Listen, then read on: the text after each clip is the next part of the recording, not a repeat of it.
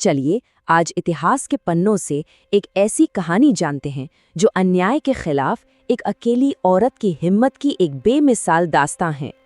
ये कहानी है नांगेली की, जिनके एक बलिदान ने मुलाकरम जैसी क्रूर प्रथा को हमेशा हमेशा के लिए खत्म कर दिया। कभी सोचा है कि कपड़े पहनने के अधिकार की, हाँ, कपड़े पहनने की भी कोई कीमत चुकानी पड़ सकती है? सुनने में ये सवाल आज कितना अजीब लगता है ना? पर एक वक्त था जब ये भारत के एक हिस्से की एक बहुत कड़वी सच्चाई थी। तो इस पूरी कहानी के केंद्र में जो शब्द है वो है मूलाकरम, यानी स्तन कर। अब ये था क्या? ये एक ऐसा अमानवीय, एक ऐसा जालिम टैक्स था जो निचली जाति की महिलाओं को सिर्फ अपने शरीर को ढकने और अपनी इज्जत की रक्षा के लिए देना पड़ता था। तो चलिए सबसे पहले समझते हैं इस अभिशाप को जिसे स्तन कर कहा जाता था। ये त्रावणकोर की एक ऐसी हकीकत थी जो किसी बुरे सपने से कम नहीं थी। ये बात है दक्षिण भारत के त्रावणकोर राज्य की।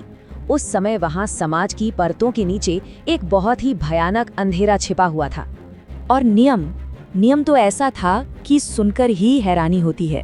उस वक्त की तथाकथित ऊंची जातियों ने ये तय कर रखा था कि निचली जाति की महिलाएं अपना सीना नहीं ढक सकती। ऐसा करना एक तरह का जुर्म माना जाता था। और अगर कोई महिला अपनी इज्जत बचाना चाहती, अपना शरीर ढकना चाहती, तो उसे एक शर्त पूरी करनी पड़ती थी। उसे देना पड़ता था मूलाकरम, यानी स्तन कर। सोचिए, शरीर ढकने जैसे बुनियादी अधिकार को एक टैक्स वाली लग्जरी बना दिया गया था। और पता है ये टैक्स तय कैसे होता था? ये जानना तो और भी ज्यादा परेशान करने वाला है। टैक्स की रकम स्तनों के आकार के हिसाब से तय की जाती थी। मतलब इस व्यवस्था ने इंसानियत को पूरी तरह से खत्म कर दिया था, एक वस्तु बनाकर रख दिया था।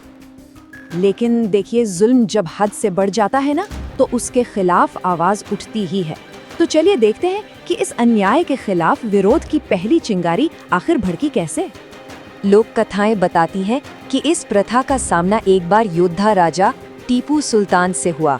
जब उन्होंने महिलाओं को इस तरह अपमानित होते देखा तो वो गुस्से से आग बबूला हो गए। कहा जाता है कि उन्होंने तब कहा था, इंसान तो खुदा की बनाई हुई मखलूक है, उसे छोटा या बड़ा बनाने वाला आखिर कौन होता है? ये जाति पर आधारित भेदभाव के लिए एक बहुत बड़ी और सीधी चुनौती थी। और इस विरोध का बहुत गहरा असर हुआ। पहली बार महिलाओं के मन में ये बात आई कि शरीर को ढकना कोई लग्जरी नहीं, ये तो उनका जन्म सिद्ध अधिकार है।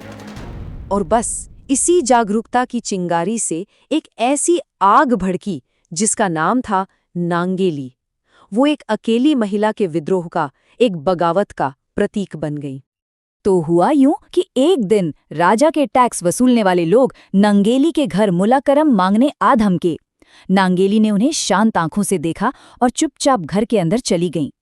कुछ देर बाद घर के अंदर से एक दिल दहला देने वाली चीख सुनाई दी, और जब वो बाहर आईं तो उन अधिकारियों के होश उड़ गए। नांगेली ने केले के पत्ते पर अपने ही कटे हुए स्तन उनके सामने रख दिए थे। उनके आखिरी शब्द थे, मेरा शरीर मेरा अपना है, इस पर कोई टैक्स नहीं लगा सकता। ये आत्मसम्मान और अपने अधिकार का एक ऐसा बयान था जिसने इतिहास की धारा बदल दी। बहुत ज्यादा खून बहने की वजह से नांगेली ने दम तोड़ दिया, लेकिन उनका ये बलिदान बेकार नहीं गया। इसने एक क्रांति की आग जला दी थी। तो नांगेली के इस बलिदान का असर क्या हुआ? कैसे इस एक कदम ने पूरी व्यवस्था को हिलाकर रख दिया? चलिए देखते हैं। जैसे ही उनकी मौत की खबर फैली, समझ लीजिए कि एक तूफान आ गया। लोग विद्रोह पर उतर आए। पूरे राज्य में जगह जगह महिलाएं सड़कों पर विरोध करने लगीं। ये अब एक जन आंदोलन बन चुका था। और इतने बड़े जन आंदोलन के सामने आखिरकार राज्य को झुकना ही पड़ा। मूलाकरम को हमेशा हमेशा के लिए खत्म करने पर वो मजबूर हो गए। नांगेली के खून ने सचमुच इतिहास बदल दिया। अब देखिए, इस पूरी कहानी को सही संदर्भ में समझना बहुत जरूरी है, क्योंकि ये इतिहास और लोक कथा दोनों से जुड़ी हुई है। एक तरफ तो ये एक हिस्टोरिकल फैक्ट है कि त्रावणकोर में स्तनकर जैसी क्रूर प्रथा मौजूद थी। वहीं दूसरी तरफ नांगेली की एक खास कहानी एक शक्तिशाली लोक कथा है जो पीढ़ियों से विरोध का प्रतीक बनकर सुनाई जाती रही है। तो देखिए, कहानी को हम इतिहास माने या लोक कथा, इससे ज्यादा फर्क नहीं पड़ता। जो बात मायने रखती है वो है नांगेली का सांकेतिक विरोध।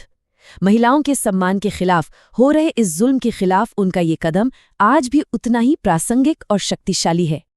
तो आखिर में ये सवाल हमारे सामने खड़ा होता है कि नांगेली का ये सांकेतिक विरोध आज के समय में हमें सम्मान और न्याय के बारे में क्या सिखाता है। ये एक ऐसा सवाल है जो शायद हमेशा ही मौजू रहेगा।